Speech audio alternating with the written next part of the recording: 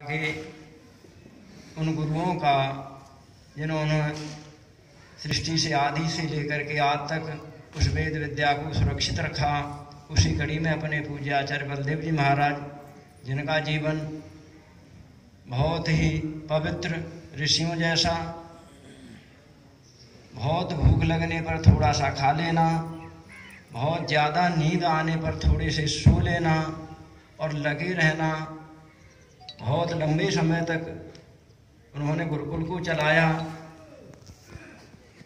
फिर गाय की दुर्दशा देखी तो गाय की दुर्दशा को दूर करने के लिए गौशाला की स्थापना की। ये 2 पौधे आचार्य जी के द्वारा लगाए हुए हैं। कोई भी काम जब सामाजिक काम होता है तो अनेक लोगों के सहयोग से चलता है। एक आदमी को यूँ चाहे कि मैं दुनिया भर की गायें पाल दूँ, नहीं पाल सकता। एक आदमी यूँ चाहे कि दुनिया भर की नहीं पाल सकता तो 1000 तो पाल दूंगा, 1000 भी नहीं पाल सकता। एक आदमी की सामर्थ्य बहुत सीमित होती है, ज़्यादा से ज़्यादा 5-7 गाय पाल लेगा।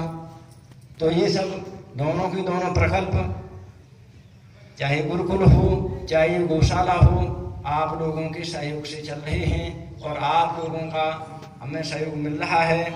और सबसे बड़ा सहयोग तो ये होता है कि जब भी हम कार्यक्रम करते हैं तो आप आते हो। हम कार्यक्रम रखें, आप नहीं आए तो क्या होगा। कार्यक्रम करने से पहले हमें बड़ी चिंता सी होती है, आज वातावरण कैसा होगा, लोग आएंगे कि नहीं आएंगे, घरों से निकलेंगे कि नहीं निकलेंगे। पर हमें बड़ी खुशी होती है जब आप लोगों की लाइन हम यहाँ देखते हैं। आप लोग आते रहोगे, दान आदि देते रहोगे तो ये दोनों पुण्य के काम चलते रहेंगे और लंबे चलते रहेंगे, बराबर चलते रहेंगे। तो आप दोनों संस्थाओं के साथ अपना, जैसा आचार्य जी के साथ आपका था, ऐसा बनाए रखें। अब क्योंकि यहाँ आने वाला आकर के अपने काम करके चला जाता है, हम अभी आ रहे हैं या जो कुछ भी हैं अपने बड़ों को याद करने के कारण है। राम कब पैदा हुए, अब हमें अपनी जन्म तिथियाँ याद नहीं, अपने पिताओं की याद नहीं, लेकिन राम की याद है, कृष्ण की याद है, क्योंकि वो इतिहास में चले आ रहे हैं। तो कहने का मतलब हम अपने महापुरुषों को, अपने बड़ों को याद करते रहें। आचार्य जी हमारे बीच में आए, चले गए, तो उनको याद करने के लिए उनका जो इस दुनिया से जाने का दिन था वो माघ कृष्णा चतुर्थी आने वाला है। क्योंकि हमारी परंपरा रही है, हम अपने त्योहारों को तिथियों से मनाते हैं। तो वो तिथि माघ कृष्णा चतुर्थी इस वर्ष 1 फरवरी को पड़ रही है। आप ज़्यादा से ज़्यादा संख्या में गुरुकुल में पहुँचें और आचार्य जी ने जो काम किए हैं, जो काम कर रहे हैं, उनको बढ़ाने में आप सहयोग देते रहें। 1 फरवरी को आप गुरुकुल में जरूर से जरूर आएँ। आप सबका बहुत बहुत धन्यवाद, परमात्मा का बहुत बहुत धन्यवाद। और जो इस काम में जो भी प्रत्यक्ष रूप से और अप्रत्यक्ष रूप से कैसे भी काम कर रहे हैं, उन सबका बहुत बहुत धन्यवाद। इन्हीं शब्दों के साथ में ओम शांति। तो थोड़े शब्दों में हमें बहुत ही भाव व्यक्त कर दिए। और वही परंपरा चली आ रही है जो पूज्य आचार्य जी ने नींव रखी थी। वही गुरुकुल में पठन पाठन, वही व्यवस्थाएं, वही नियम, वही कानून, वही संयम अभी तक वही चले आ रहे हैं। वास्तव में पूज्य आचार्य जी ने, जो महर्षि दयानंद जी महाराज ने लिखा है कि मत्वा कर्मणि सिद्ध मनुष्य, जो मननशील विचारवान वही मनुष्य है।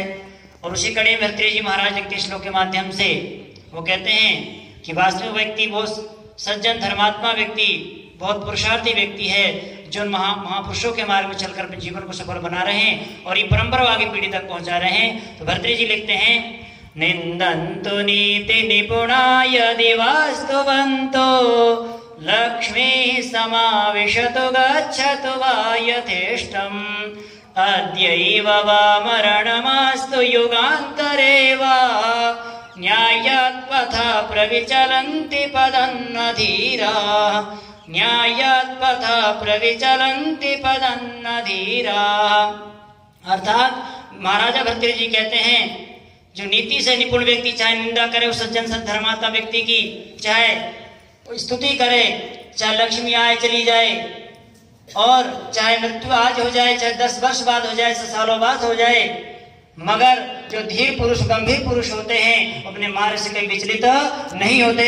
पूज्य आचार्य जी महाराज का जीवन में देख रहा हूँ, वही जीवन है जो पूज्याचार्य जी महाराज ने तप किया है, त्याग किया है, वही उसी मार्ग चलते हुए इस संस्था, दोनों संस्था को रात दिन तन मन से सहयोग करते हुए इस संस्था को आगे बढ़ाने के लिए आचार्य जी रात दिन लगे रहते हैं। जब भी गाय देखते हैं, कम से कम चारा काटना, वो करना, अनेक प्रकार के कार्य करते हुए पूज्य आचार्य जी गाय की सेवा करते हैं। सोने से पहले गाय की खुर देखते हैं और उन खोरों को भरते हुए जब विश्राम करते सोते हैं। और एक विद्यार्थी को, मात्र किसी विद्यार्थी को भी वो क्या काम की नहीं कहते। ये पूज्य आचार्य जी जीवन देखा मैंने, बड़े तपस्वी जीवन है, तपस्वी में जीवन आचार्य जिया है। और हम उन जीवन को धारण करते हुए हम इस मार्ग में चलते हुए आगे बढ़ेंगे।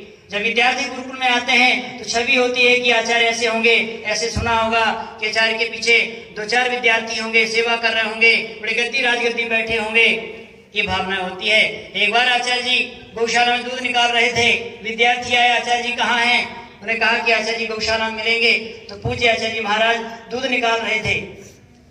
वो विद्यार्थी घूम के आया कि वहां तो कोई नहीं है, वहां कोई सेवक लग रहा है, दूध निकाल रहे हैं, कुछ चारा डाल रहे हैं, वहां कोई आचार्य नहीं है। अर्थात विद्यार्थी ने पुनः कहा, वही तो आचार्य हैं जो दूध निकाल रहे हैं। अर्थात ऐसे आचार्य मिलना हमें बहुत सौभाग्य की बात है, ऐसे महापुरुष बनना बहुत ही धन्य की बात है। हमारे कर्म अच्छे थे, हमारे संस्कार अच्छे थे, हमारे क्षेत्रवासियों के अच्छे कर्म थे, ऐसे महापुरुष हम मिल रहे हैं और मिलते रहेंगे। पूज्य आचार्य जी के पद चिन्ह में चलकर हम अपने जीवन को आगे बढ़ाएंगे। उन दोनों संस्थाओं को आगे बढ़ाते हुए पूज्य आचार्य जी महाराज का ऋण को हम ऋण करेंगे। इसी के साथ इन बातों को मैं विराम देता हूँ। इतियोपशम पूज्य से निवेदन करता हूँ, शांति पाठ के साथ इस सभा का विसर्जन करें। स्वामी जी महाराज ने, स्वामी वेदरक्षी महाराज ने जो पुस्तक लिखी, बहुत सारी पुस्तक लिखते रहते हैं, और अभी ये पुस्तक लिखी है राष्ट्रीय कोषा धड़ोली, और आचार्य बलदेव जी महाराज का जीवन के बारे में पूरी घटनाएं बताई हुई है। आप सभी पुस्तक लेके जाएंगे, जिस महापुरुषों को चाहिए तो ले जा लेंगे यहाँ से।